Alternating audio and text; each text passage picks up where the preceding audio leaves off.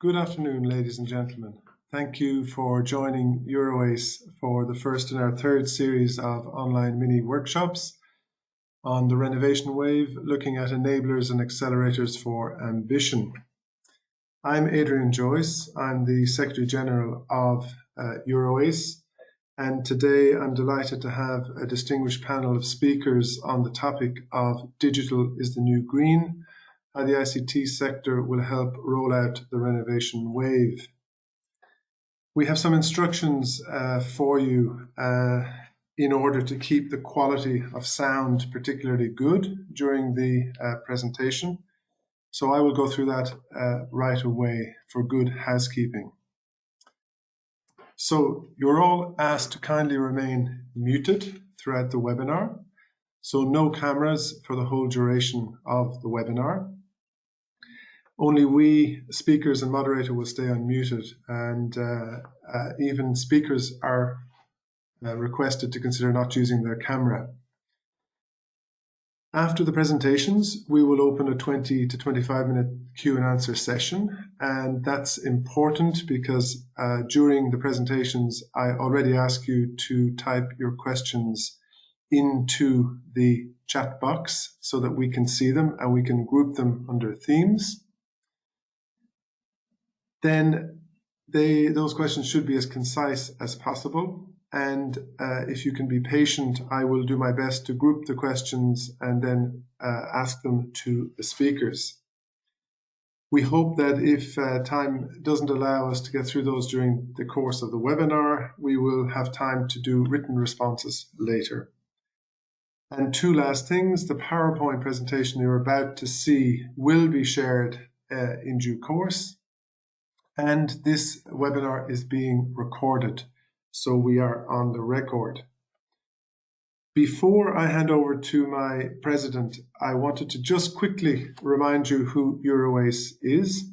We are the European Alliance of Companies for Energy Efficiency in Buildings. We were formed in 1998, bringing together 14 leading companies in the manufacture, distribution, and installation of energy-saving goods and services. And we work closely with European institutions to help Europe to move towards an efficient use of energy in buildings, both new and renovated buildings. Our 14 member companies, you can see their logos here, employ more than 200,000 people on energy efficiency activities at more than 900 production facilities and office locations in the EU.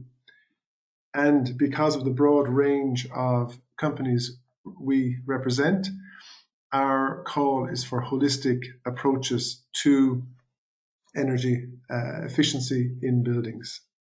So right across the products in heating and cooling, insulation, lighting, maintenance regimes, etc. And finally, we run a well-known campaign. It's called the Renovate Europe campaign, and this is an EU-wide political communications campaign that focuses exclusively on raising ambition for energy renovation of the building stock. And we have 45 partners in the Renovate Europe campaign, including 17 at national level. And I'm happy to say we have enjoyed very high political support with champions drawn from many sectors, political circles, city administrations, and business leaders across Europe. So with those few words, I hand over to my president, Julie Kestrup, who will introduce the theme for the day. Julie, over to you. Yes, good afternoon, everyone. Good morning, maybe to some of them you, and good evening to the rest of you. So thank you, first of all, for being with us today. My name is Julie Kestrup. I head up public affairs for Danfoss, and I'm also, as Adrian already said, the president of EuroACE. Now, this is webinar 3.1, so that means we're on the third series, first session. And once again, we've got a really varied audience with us, with participants from all over Europe and even beyond. I saw a couple of Americans signed up as well. So that's really great, and that's really what we get out of these webinars, the chance to talk to all of you, no matter where you are, on a number of different topics. So back in December, when Ursula von der Leyen unveiled the big policy priorities for the next 5 years, the keywords were green and they were digital. And since then, of course, our whole world has been turned upside down. We've moved from BC before Corona to DC during Corona. And hopefully at some point, not so distant future, we would also move to AC, so after Corona. But when von der Leyen did her State of the Union update in front of Parliament a couple of weeks ago, she was very clear in saying that not only will green and digital remain the most important policy priorities, they will do so because they're vital for Europe's economic restart. And that, I think, is really interesting, paying close attention to. So we need to do these things, and we need to do them back in December for the good of Europe. But now we're also putting a big fat line under the fact that these are the drivers for our economy going forward if we are to future-proof who we are and who we'd like to be. So today we want to look at how one digital supports and sits at the heart of the other, green, and vice versa, with a focus on the Renovation Wave that is due to be published here on the 14th of October, so almost tomorrow. And there are many aspects of this. It's about using digital to be smarter, to optimize solutions by gathering and or distributing data that then directly or indirectly improves the performance of a given solution or a tool, contributing to it being more energy efficient. But it's also about the digital industry itself becoming smarter from an energy efficiency perspective. If you take something like data centers, for instance, that's an area that will continue to grow. And so we need to become smarter, not just by the energy usage of the unit itself, but also how we can best integrate a building and an energy emitter like that into the broader energy system. And that's about making sort of the building the center of the energy system. We're going to hear 3 different perspectives today in this webinar. And I won't talk anymore now, but give the floor to our first speaker. Thank you very much for being with us and looking forward to a good debate. Thank you very much, Julie. And yeah, without any delay, I'd like to hand the floor over to Clay Nestler. Clay is the Vice President, Global Energy and Sustainability at Johnson Controls and is currently sitting, I believe, over in Washington, DC. So Clay, over to you, please. Thanks, Adrian, and thanks to EuroACE for inviting me to participate today. And congratulations on the Renovation Wave. I often mention it to our colleagues here in the United States as a great example of ambition and action around increasing the rate of renovation.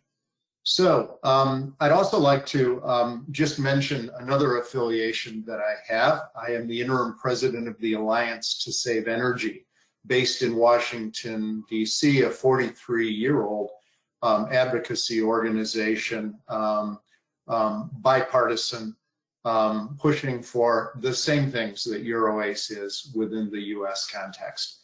So what I'm going to do, and if you could jump to the next slide, I'm going to share results of a study that we call the Energy Efficiency Indicator that we've held for 13 years. It's the longest running global survey of investment trends in energy efficiency, renewable energy, and smart building technologies. These are results from late 2019. So as Julie mentioned, this would be BC, before the coronavirus, starting in late November, ending the mid of December. Next slide. So we surveyed over 1,400 energy and facility management executives in 10 countries in the 13th year, 300 from France, Germany, UK, and Ireland. You see the distribution of the executives that were surveyed, a good distribution between commercial buildings, industrial facilities, and institutional, which would be public sector, and a decidedly senior bunch, 15% C-level, vice president, director level, and then manager level. You see in the right the other countries that were surveyed, representing all regions of the world. Next, please. So again, in late 2019, the investment prospects for energy efficiency, renewable energy, and smart building technology were very positive. About 70% of organizations in France, Germany, and the UK plan to increase their investment over the next 12 months, 75% in the US. You see that percentage is a little bit lower in other parts of the world, like Indonesia and India and the UAE. But we were expecting to have perhaps the highest increase in investment in the past decade. Next slide. So looking at the European results, here we see the triangles, if you will, are the results for Europe, and you see the diamonds, the results of the overall global results of the survey. Global and European results track very well. Energy cost savings is the #1 driver of investment in energy efficiency, renewable energy. Smart building technology has been for many years. Improving life safety and security, operational efficiency, and greenhouse gas footprint reduction. 77% of organizations in Europe felt that that was very or extremely significant. The one trend you'll see is all of the drivers for investment are higher in Europe than they are the global averages. That has been the case for over a decade. So much more ambition, interest, and importance in the multiple benefits of energy efficiency. Next slide. So in our survey, we asked all the organizations whether they've invested in about 25 or 30 different measures over the past 12 months and whether they're planning to make those investments over the next 12 months. The second question is essentially a prediction. The first question they should know the answer to, and this is across their enterprise. You see that the #1 investment, and it's been this way for a couple of years, they're actually building controls improvements. So in the first 5, 6, 7 years of the survey, heating, ventilating, and air conditioning equipment all was one. Things like retro commissioning, behavior change. But what we've seen is a shift towards technology, ICT technology, building controls, systems integration. Some other things that I think are very relevant from a renovation standpoint is we've started asking questions in the past 5 years of, have you updated equipment before the end of life? Many people, and I would call it folklore, believe that most organizations wait for their equipment to fail or their controls to be hopelessly obsolete before replacing at the end of life. We've seen an increase over the past couple of years of organizations actually upgrading controls, 42% before the end of life.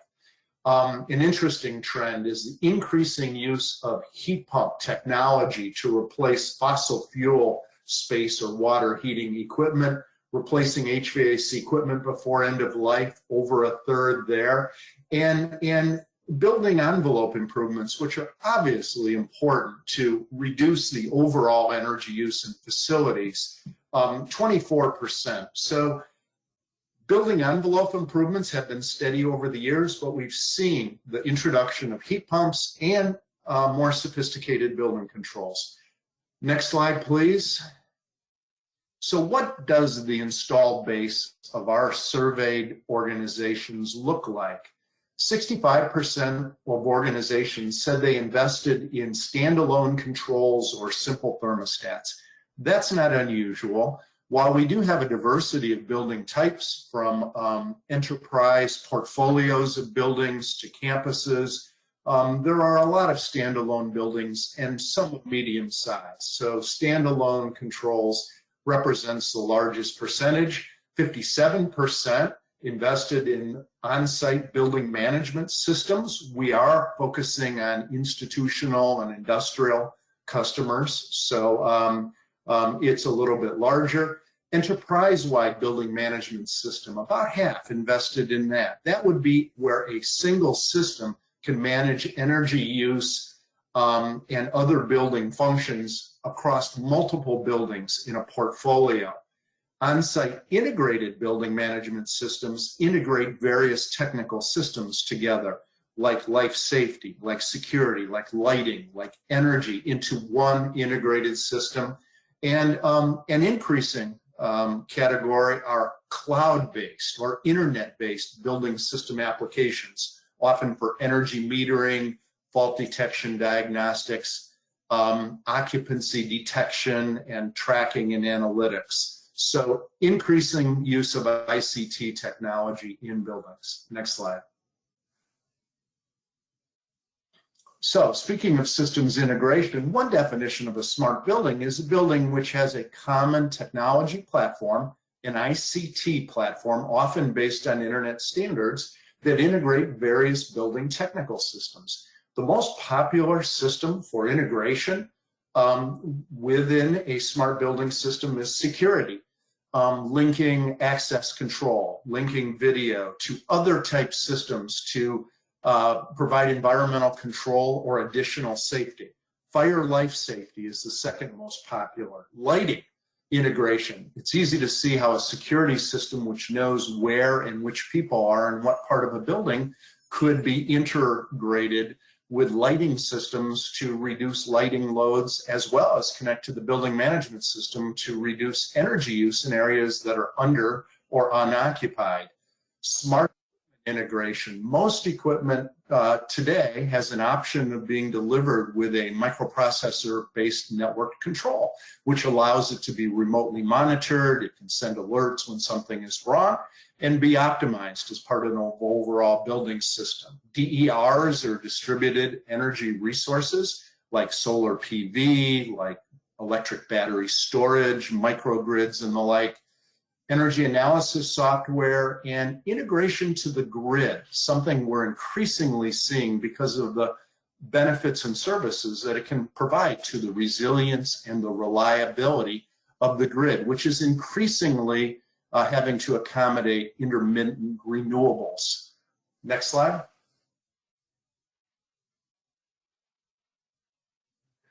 So one question we've always asked for 13 years is, what's the greatest barrier to investment? And I must say, a decade or so ago, in many more developing or emerging regions of the world, it was really knowledge. It was technical expertise. It was lack of awareness.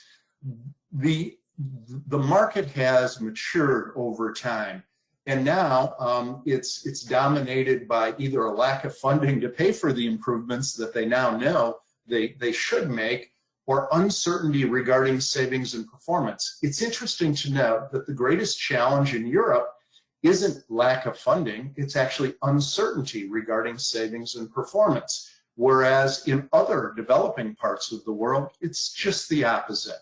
This is an area where ICT can have a great benefit. What we call measurement and verification 2.0, the use of automatic meter reading, sub-metering of facilities, data analytics to collect the data, and actually in real time verify the performance of improvements can increase confidence in the energy savings which are delivered. It's also a key enabler to business models that would actually allow you to pay for the infrastructure improvements over time as a service. We call that energy as a service, efficiency as a service, infrastructure as a service, and turning a CapEx initial investment into an operating expense is one key strategy to increase the rate of renovation. Next slide. We also ask questions about policy. For over a decade, we've asked which of the following 8 policies has the greatest impact, is very or extremely significant in driving greater investment in energy efficiency in buildings. Performance benchmarking and certifications. 97% of organizations felt that was very or extremely significant. And of course, the EU has long been a leader through building certificates and activities like that. We do see a shift now, particularly in the US, where we're going from just disclosing energy performance and energy use indicators. We're going from voluntary certifications to green building standards to actually putting in place building performance standards which have set performance requirements, therefore driving benchmarking. Would love to talk or driving renovation and improvement. would love to talk a little bit more about that in the context of what's going on in big cities like New York City in the US. And then other data and digital are the ability to access data from your utility, the ability to track against targets and things such as that. Thanks.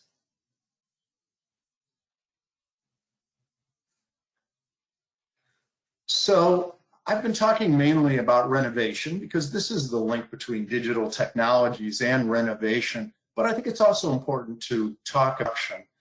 One of the interesting pieces of data we saw in the European study is an increase in net zero energy positive buildings, zero carbon buildings.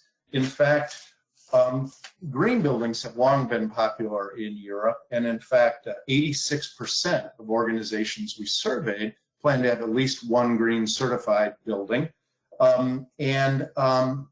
It's interesting to note that Germany, 65% of organizations are willing to pay a premium for space in a green high performance building. That compares with 51% in the UK and Ireland. Last 3-4 years, 60% of organizations said they expected to have one or more energy positive or near zero energy building over the next 10 years. What I'm showing here is the Powerhouse Braderkaya, a great example of an energy positive building, one of the most sustainable buildings. It generates enough energy through its PV panels on its inclined roof facing south, 30 degrees north latitude in Trondheim, Norway. It generates about twice the amount of energy it needs over the course of a year. It can power 200 EVs, and it generates more carbon, or its energy produced covers not only its operational footprint, but all the embodied materials of construction and the energy that will be required to recycle the building at the end of life. It is also a smart building. 14 different technology systems are integrated together on a single internet ICT platform within the building. The comfort control, lighting, everything is controlled to an individual occupant's needs. If there's no one in this building uses almost no energy. It uses a natural refrigerant heat pump to provide heating not only to the building, but to neighboring buildings because it's plugged into a district energy system, which provides additional resilience to this building, but also provides excess capacity into the district energy system. This building is one of a number of powerhouse buildings that have been built in Norway that are all networked together, communicating with the grid and centrally managed to provide services not only to the building occupants, but to the grid itself. I think this is a great example of how the intersection of ICT and building technologies can deliver the highest performance, lowest energy using buildings. And I think the vector is to be able to renovate buildings to get as close to this as they can and start building buildings like this that are zero carbon as soon as possible. That concludes my presentation. Thank you, Adrian and EuroACE, for giving me the opportunity, and I look forward to further discussion. Yeah, and thanks to you, Clay, for that really fascinating expose on motivation within the commercial and institutional building sectors. I found it really informative and interesting, particularly how the market has matured over the years of the survey. And indeed, thanks for the building example at the end. It's always great to see a real life example and how it can really transform quality of the built environment. So from the building level to move more towards the urban level, I'm absolutely delighted to have Jonathan Gillot, co-founder of Immobé Herbs in France, who's going to talk to us about digital mapping tools in support of the Renovation Wave. And Jonathan has devised a wonderful digital tool that he will now present to us. Jonathan, hoping you can hear me, it's over to you now to unmute and speak. Yes, I hear you. Do you hear me? Yes, loud and clear. Nice. So, good afternoon, everyone. I'm very glad to be here with you. And first, I would like to express my gratitude to EuroACE for the invitation. So I'm here today to give you some information about EuroACE and on the innovative services that we offer to public decision makers to carry out their energy efficiency action plans. And more precisely, to present digital mapping tools in support of the renovation waves. But before we begin, let me introduce myself. Next slide, please. So my name is Jonathan Villot. I'm an assistant professor specialized in energy efficiency for building at the École des Mines de Saint-Étienne. École des Mines, it's an engineering school ranked among the first in France. One of the missions of the École des Mines is scientific research at the highest level and contribution to the competitiveness of companies. It aims to transmit the country's economic policy and accelerate sustainable industrial development through innovation and effective contribution. I'm also the co-founder of EuroACE. It's a Urban Retrofit Business Services, which is a spin-off from École des Mines. It is a young, innovative company created in 2019 and specialized in digital energy transition tools applied to building. Next slide.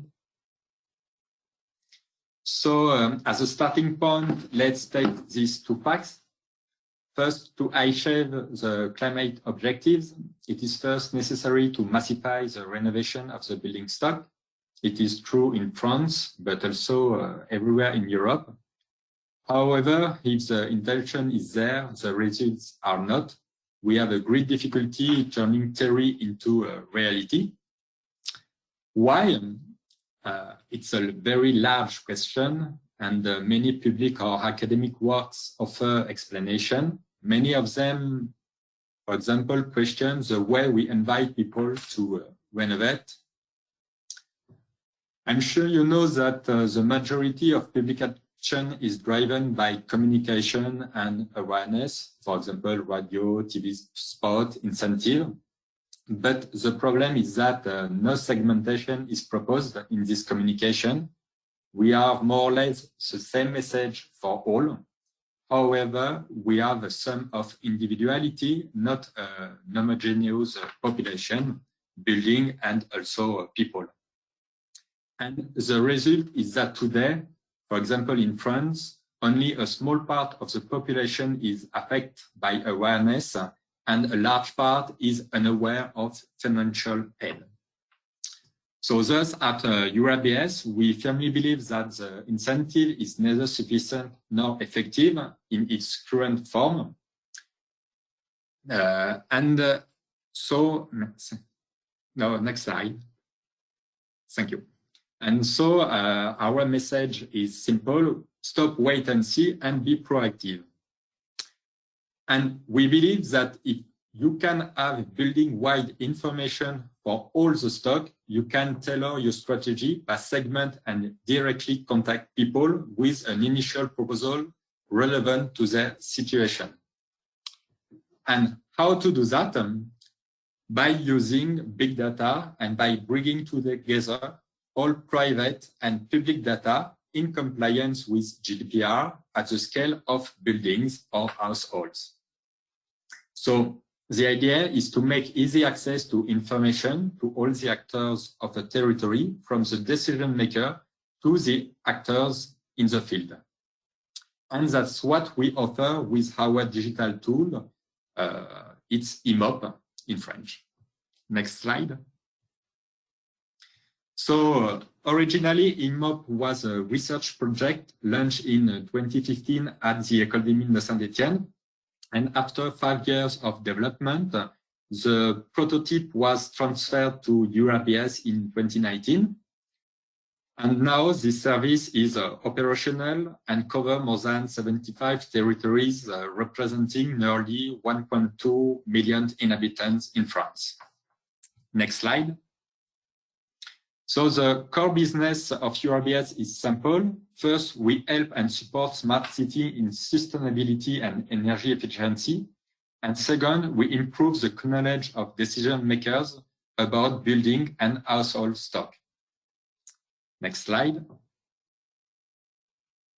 So, as I said before, we provide all-inclusive services to public actors based on geolocalized data and web tool. So the idea is to have a customized web geo-service with all information you want to increase the rate of renovation into your territories. Next slide. So the values for the territory are numerous. They centralize and share information and so increase individual and collective knowledge. They can manage an entire territory and follow precisely action plans with dynamic assessment. And last but not least, they can identify and target priority buildings and households, scale and consolidate renovation actions, and finally propose a purchasing group to massify the renovation of identical buildings. Next slide. So to complete this presentation, if it works, I hope, the best I think is to have an overview of the IMOP Geo tool with this small video.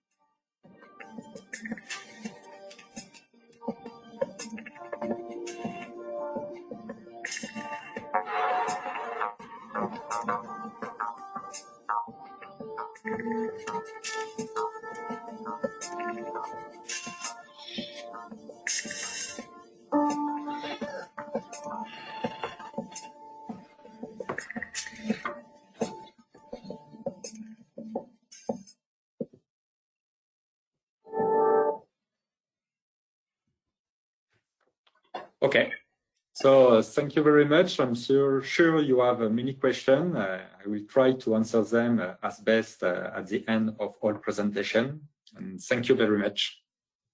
And thank you to Jonathan. That was really fascinating. I particularly like the way that the tool allows you to link into Google Earth and have a look at a building and actually see for yourself the condition of the building at the time it was photographed by Google. And I'm sure there are going to be several questions to you in the Q&A session later. but it's a very good segue for me to remind the audience to not hesitate to type questions into the chat box. I'm relying on that for a lively and stimulating exchange after our last presentation, so please don't be shy. And for that last presentation, I'm really delighted to welcome Electra Papadaki, a policy officer from DG GROW in the European Commission. And Electra is going to speak to us about how EU digital policy can help the renovation wave. Electra, over to you. Thanks a lot, Adrian, and thank you for inviting me and giving me the opportunity to present the role of digital in the renovation wave from the perspective of the European policy.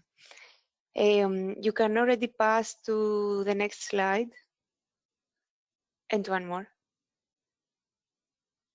Thank you. Green and digital transition are the principal orientations for Europe for the years to come.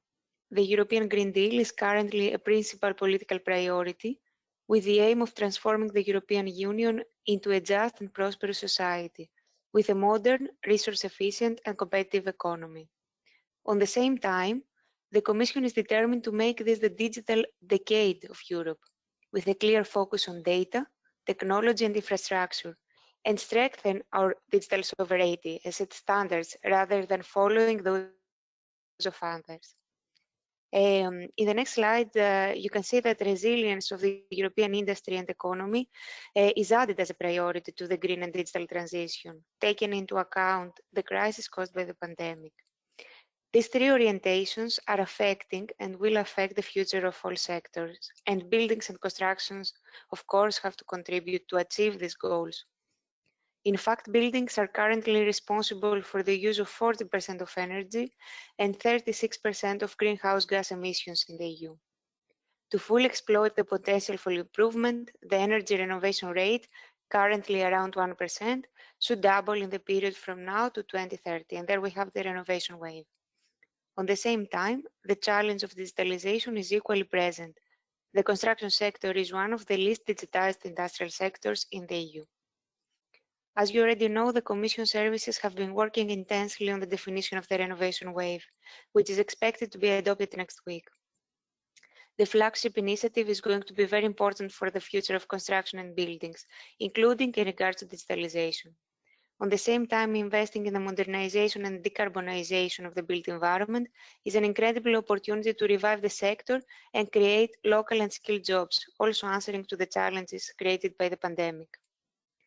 Although we will have to wait one more week to see all the action points of the renovation wave, we can take a step back and see what is the state of play in policy regarding the digitalization of the sector today. So in the next slide, you can see that the construction ecosystem in numbers is one of the very important industrial ecosystems in the EU. It is responsible for almost 9% of the EU GDP, 7% of the employment. It is composed by 3.1 million businesses, and almost all of them are small and medium-sized enterprises. Until today, construction is supported by a dedicated strategy that we call shortly Construction 2020. Since 2012, the Commission has been working to support the sustainable competitiveness of the construction sector, and more specifically, improve the innovation and digitalization, the skills and competencies, the efficiency in the use of resources and energy, as well as regulatory and internationalization-related matters. Focusing a bit more on digitalization now and passing to the next slide, there is a very wide spectrum of technologies that affect the sector. Sensors, Internet of Things, 3D scanning and printing, drones, building information modeling, all enable data acquisition, automation of processes, digitalization of information and analysis, and disrupt and transform construction. In return, they promise energy and resource efficiency, amelioration of performance and processes, and safety. The Commission actions move towards two directions. The first is to support the construction ecosystem to digitalize and transform, harness the benefits of digitalization, and increase the competitiveness. In order to give access to companies, and particularly SMEs, including the ones of the construction sector, to analyze their possibilities, test, experiment, and innovate with state-of-the-art technologies, the Commission has supported the setting up of digital innovation hubs in accordance to the regional smart specialization strategies through the Digital Europe program. In the next generation of the Digital Europe program, which is under negotiations right now, we will further support the setting up of digital innovation hubs that will operate in a European network. From the other side, the Commission supports the modernization of processes, including administrative processes, and the creation of conditions where innovation is rewarded and information is valorized. An example of creating an EU-wide framework for valorization and sharing of information is the work with the digital building logbooks that you can see in the next slide. Digital building logbooks improve data availability and collaboration across the value chain. They act as single repositories for all building-related data and information. They improve transparency and trust, inform decision-making and exchange of information. Being dynamic and secure, they can allow owners to have control of their data and give different access levels of information to different users.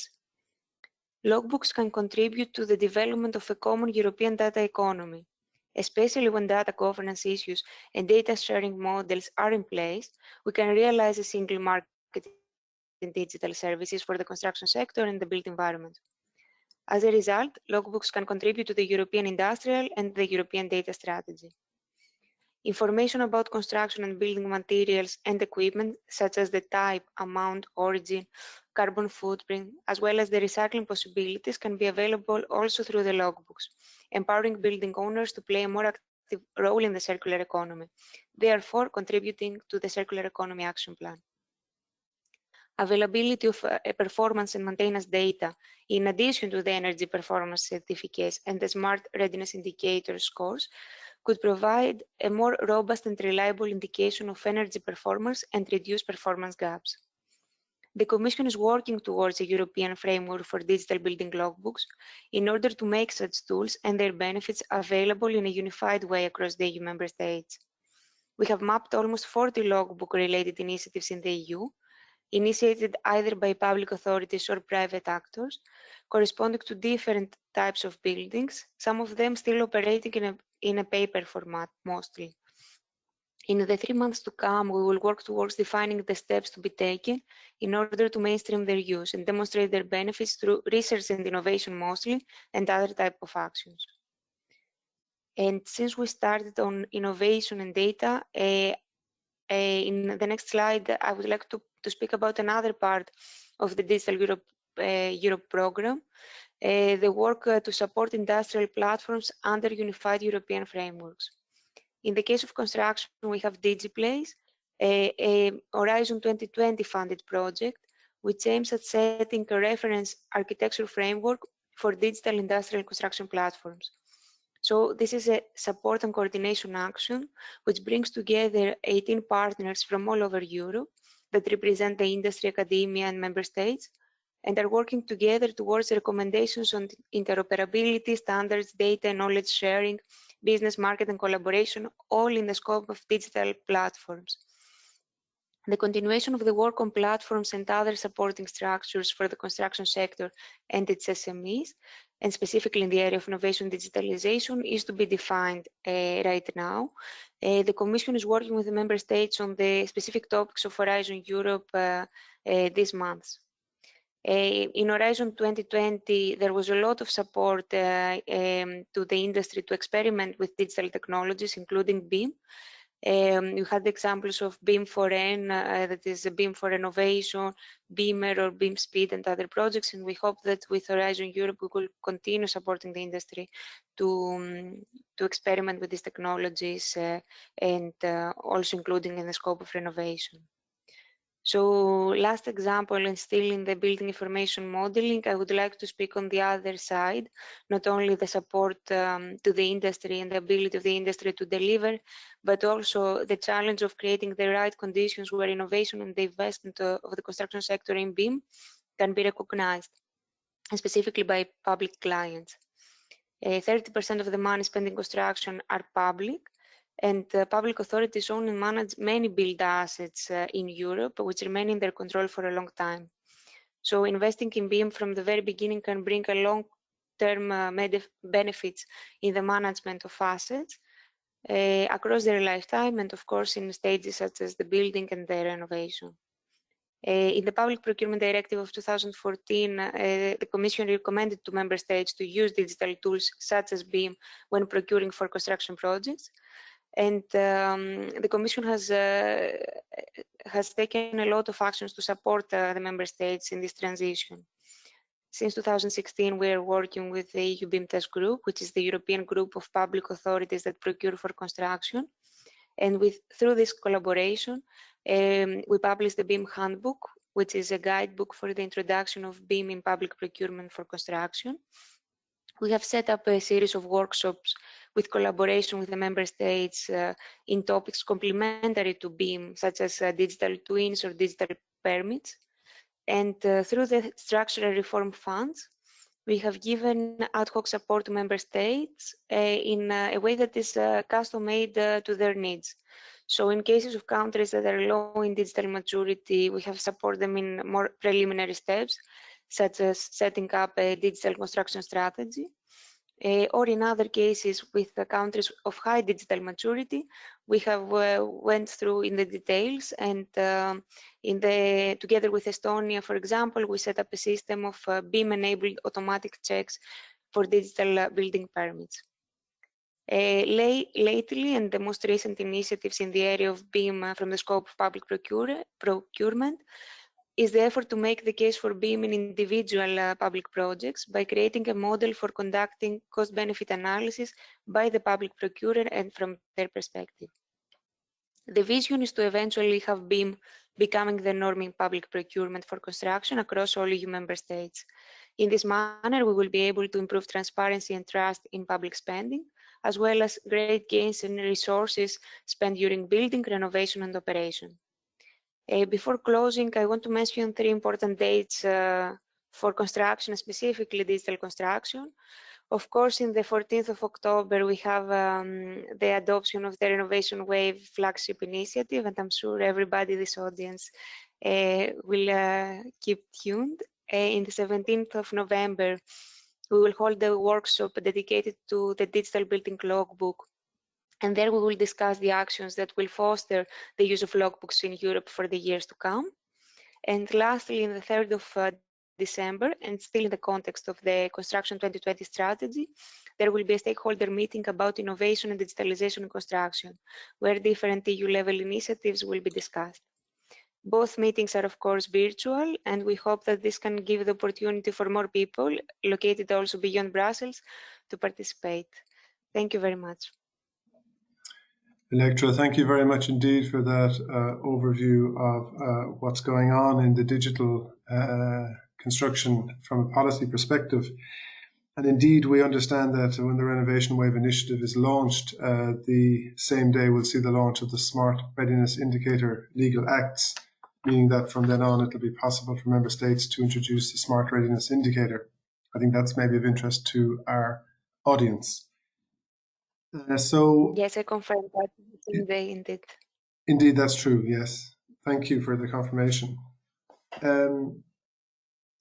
I want to thank the 3 speakers. You've all been very good respecting the time we as organisers set for you. Now we have, a good 20-25 minutes for Q&A, as I had hoped. And I'm delighted to see a very active audience with 10 questions that have been put forward already. And I'm going to start by coming back to Clay. Clay, there are a couple of questions for you on the output from the Energy Efficiency Indicator survey. One from Jordan says, why is the role of building envelope in energy efficiency investments considered so low? As I recall, it was about a 24% of your respondents said they invested in the building envelope. And so maybe you might have a quick look at that, because a second question that then Jonathan can also address, but it goes to Clay as well, is that it's from Céline Carré, from Saint-Gobain. Digital seems to be increasing confidence in the benefits of renovation measures and speeding up the very development of such measures, such as the tool by Jonathan. Do you think public policy decision makers are sufficiently integrating the potential of digital in the design of renovation strategies? So Clay, the first question specifically for you, the second for you to answer, and then I'll move to Jonathan. Clay. Okay, great. Can you hear me, Adrian? Yes, loud and clear. Great. So in fact, the percentage was 22%. The specific question that I reported on was, what were the investments that the organizations had made in the previous year?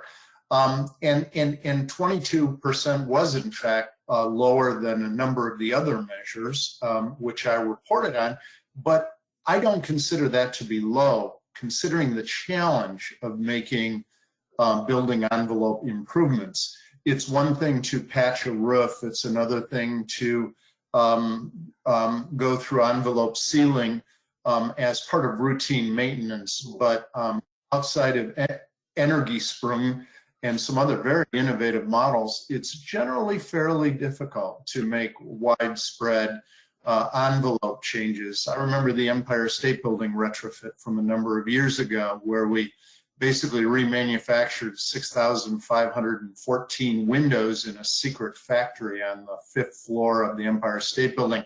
That was fairly unique and still unique, unfortunately, to this day. The good news about the envelope is, if you look at the question, which I had a chance to do after I looked at the chat, it's planned to increase, or at least it was in December. It's going to go from 22% to 25% of organizations said they plan to make envelope improvements in the next year. That is one of the very few categories where it actually didn't go down.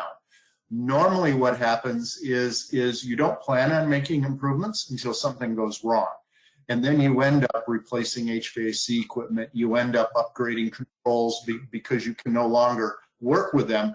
So proactively making envelope improvements, and the fact that it's planned to go up, I think is a very good sign for the importance of the envelope in energy efficiency. In contrast, HVAC, where 65% of organizations said they had made improvements, only 57% hope to in the next year.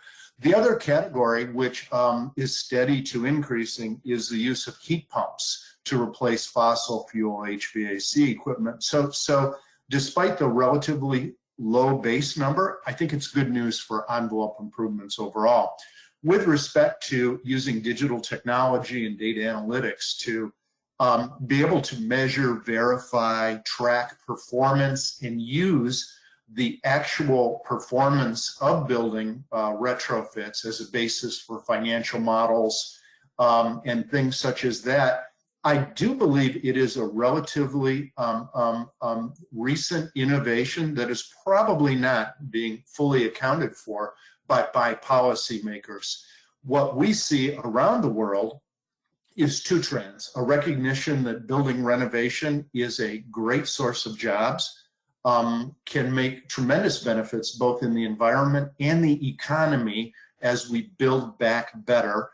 I know in the US alone, we had well over 400,000 energy efficiency professionals out of work in the March-April timeframe. Only now are they slowly getting back to work. So policymakers are well aware of that, but around the world, we see a big push towards broadband, 5G infrastructure. We're seeing in China, we're seeing in the US stimulation discussions. We are hearing about it in Europe and other places around the world. So I think it's important for policymakers to realize the overlap between broadband infrastructure, bringing digital communications to everyone in the world, and the importance to include that as part of infrastructure packages, particularly around energy efficiency. Great, Clay. Thank you for that clear and comprehensive answer. Jonathan, maybe you would like to answer the question from Céline Carré, which was on the policymakers, and then I'm going to come back to you because there are many other questions for you. So first of all, on policymakers, over to you, Jonathan. Policymaker and digital tools? Yeah, Is that the question? the question is, do you think public policy decision makers are sufficiently integrating the potential of digital in the design of renovation strategies? So my answer is no. In fact, decision maker don't use digital tool. It's just at the beginning. In every place we have proposed IMOP. In fact, in a lot of situations, the most innovative tools they use is Microsoft Excel. So you have an idea of the long way we have to use these innovative digital tools in the decision, and especially for the renovation action plans. Thank you for that clear answer. It's what we hoped you'd say. But Jonathan, you really excited the audience with the tool you presented, and some questions have come in. So let me read them out to you from Kathleen Gaffney at the International Energy Agency. What types of organizations are using this tool now? Number 2 question, where do you get the underlying data on existing energy performance of buildings? And 3, is your main target to keep working with Enedis or to expand beyond to include all of France? And indeed, I would add, could we expand to include all of Europe? So Jonathan, maybe you might address those questions. Okay, so the tool is used by local authority, for example, the Department of Housing, Department of Energy, Department of Land, but also by local energy agencies, which support residents in their renovation project. Another example is also urban planning agency. So we have a lot of organization in the same territories that can use IMOP, especially for renovation and energy, but also if they have questions about the housing stock in general. About data on energy performance of building, we use open data provided by Energy Performance Diagnostics. So we have this for a large part of buildings since 3 months now. It's provided by ADEME, Energy Agency in France. We also complete this information for building without diagnostic with reconstruct data based on our algorithms. So it's a genetic algorithm, for example. And also for buildings with more than 9 households, we have an access to the real consumption of electricity and gas using data provided by Enedis or GRDF. And about the question about the territories, we would like to propose IMOP for France, for all the territory.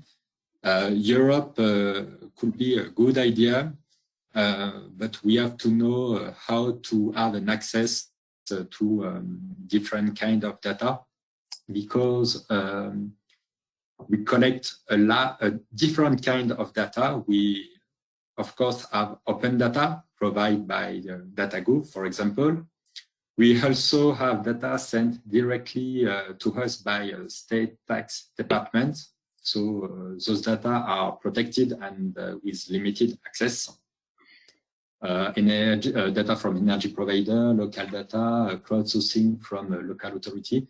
So maybe the principal bottleneck for to go in another country is to have a clear idea about data that can be available, for example, for Germany or for UK.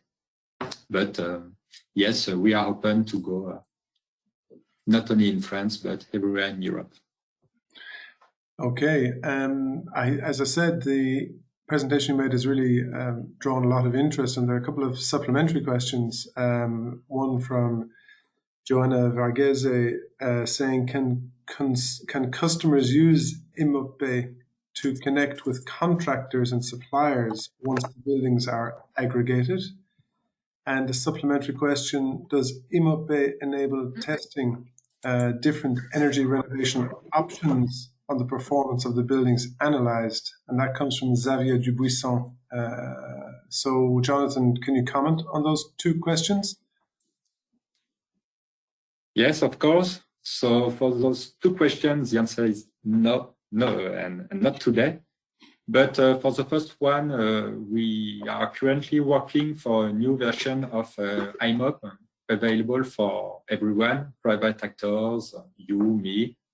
And one objective of this V2 of IMOP is to connect contractors to suppliers. So we hope to have this new version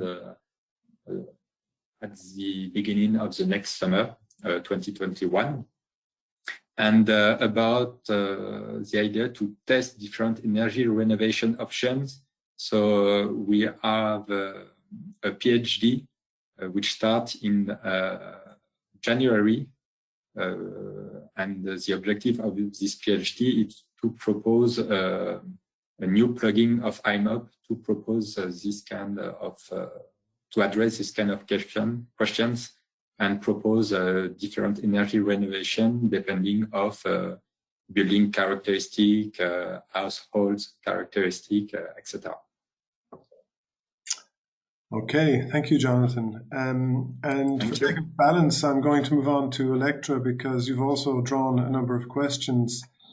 And just before I come to you, Electra, to confirm to Kathleen Gaffney at the International Energy Agency that yes, we did say that the Smart Readiness Indicator will be launched. Well, the delegated acts will be hopefully adopted on the 14th of October at the same time as the Renovation Wave.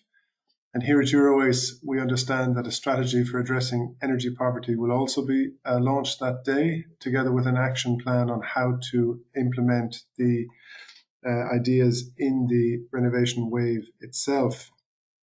But to come back to you more specifically, Electra, there are two questions I'd like to put to you. Again, one from Kathleen Gaffney saying, are there any other uses for the digital building logbooks, for example, building sale lease transactions? And the second one from Per Lundström, who says, Electra, your presentation was very interesting, but how do you account for skills of the people that have to do the job? Is there a skills agenda going along with the digital agenda, I guess? So Electra, maybe a few words from you. Yes, thank you. Indeed, logbooks are linked to sales or evaluation or any activity, any milestone that has that happens in the life cycle of a building, and sometimes, well, it depends on the initiatives. Right now, we have 40 European initiatives. Some link these milestones with updating the logbooks, with making more information available. And these cases that you mentioned are moments that are moments of improving the data available. Mm-hmm. Regarding the skills, indeed, of course, skills is a very important aspect of the Renovation Wave and anything that has to do with building and construction policy. The construction sector was part of the blueprint for sectoral collaboration on skills, and the Commission would like to work with the construction sector also in the new Pact for Skills, but this is again to come in the future. Okay, and there's a couple of supplementary questions for you.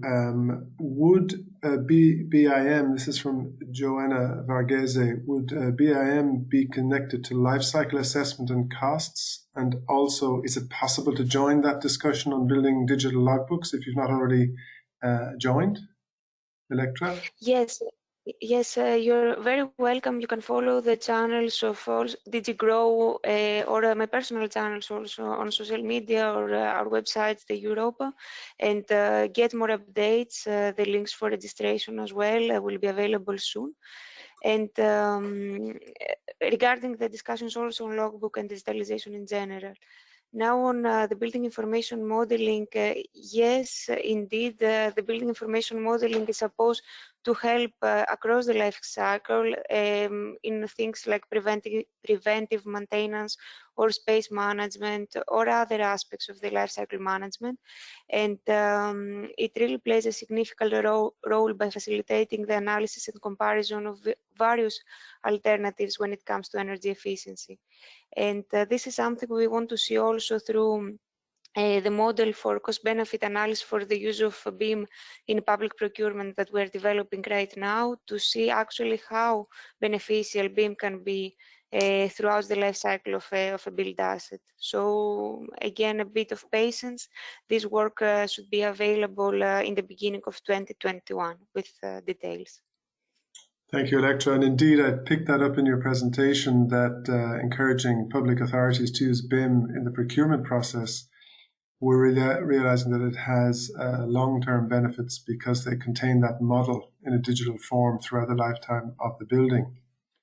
So just turning to a few more general concepts and notions, we've heard about how the use of digital tools can assist in the rollout of registration strategies, how it can capture better energy performance in buildings, how we can monitor and benchmark those. But a topic of interest here in Europe are building energy performance standards. And I know, Clay, that you're very familiar with New York City. And I understand that they have introduced such standards. But do I understand that digital tools are helping them to understand the level that those standards should be set at and whether or not building owners are reaching them? Maybe you could talk a little about the New York City experience. Yeah, thanks, Adrian. I think it's a good example of making the transition from just data to information to public disclosure to targets to actually building it into policy and regulations. In New York City, buildings represent over 2/3 of greenhouse gas emissions, transportation being the second highest source. So they created what's called Local Law 97, which essentially takes a benchmarking and disclosure law, which required all commercial buildings, multifamily buildings of greater than 25,000 square feet or 2,500 square meters, and put regulations around it to drive towards targets, not just for energy, but for carbon, actually. The first building performance standard was in Washington, D.C., and it's based around energy use intensity. New York City went a step further and made their targets based on carbon, so it impacts whether buildings use fossil fuel heating and the source of energy and things such as that. This is a very significant law in that from the compliance period from 2020 to 2024, about a quarter of buildings will be impacted. But if you go out to 2029 in the second phase, roughly 60% of all commercial and multifamily buildings in New York City will be impacted by the cap. The cap includes stringent targets which use data analysis of all this collected data from all these buildings for many years to basically set targets. And of course, the goal line moves, if you will, becoming increasingly more stringent over time. The reason this is catching everyone's attention is there are very strict penalties. The cost of non-compliance is $268 US per ton of carbon. So even medium-sized buildings quickly will be fined over $1 million US for non-compliance. If you think of the EU ETS's current price for carbon, if you look around the world to cap and trade, even looking to Tokyo, where they have a cap and trade on buildings, the 1,100 largest buildings in Tokyo, penalties this large will certainly drive investment. The current projection is in the first compliance period, the rate of renovation will have to increase by 2.5 times By 2029, they're expecting a 13-time increase, 13 times the rate of renovation, and an investment of more than 20 billion US dollars. So this will quickly become the most ambitious renovation program, I believe, in the world, and hopefully it can influence cities throughout the world to adopt similar policies. Clay, thank you so much for that stimulating story, because indeed we have come to believe that setting such standards is really key to unlocking the potential in the buildings sector here in Europe as well. So we're coming close to the end of our webinar, but I would like just to give each speaker maybe 1 minute if they would like to say a last word, and maybe address the question, will we succeed in marrying digital tools to the renovation wave? In other words, is the market ready, and is the policy adequate, from what we've heard to date, of course. So maybe I'll work backwards. It's an unfair question to Electra, but we'll work backwards. Electra, would you like to just say a last word? Yes, thank you. Well, what I have to say is that the same way we need digital technologies to achieve the European Green Deal in the context of the renovation wave, we need digital tools and digital technologies. And I was very happy to share what is going on in European policy today with you.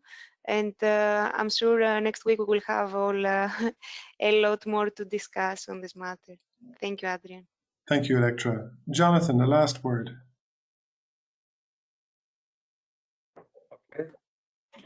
So for me, digital tools are a really good solution to increase the rate of renovation and to achieve energy efficiency in Europe.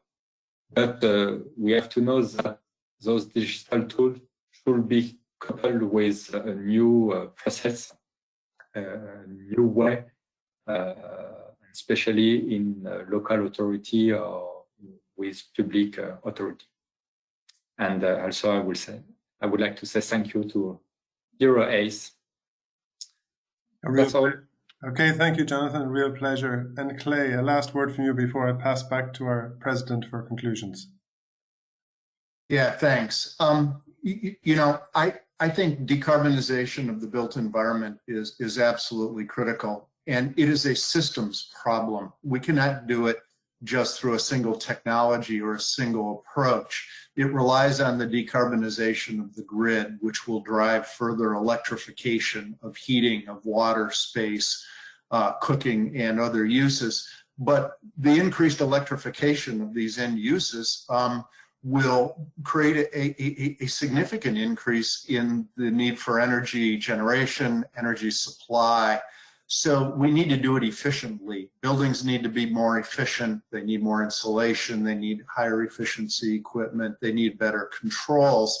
And once we have these more efficient buildings and equipment, we really do need to connect them to the grid to be able to better manage the demand and provide the flexibility needed to meet the intermittent generation of energy from wind, from solar, and to provide services back to the grid. So I view it as one large system where digitalization is going to be absolutely critical to meeting the long-term decarbonization objectives. And the great news is it can produce lots of local jobs and stimulate the economy.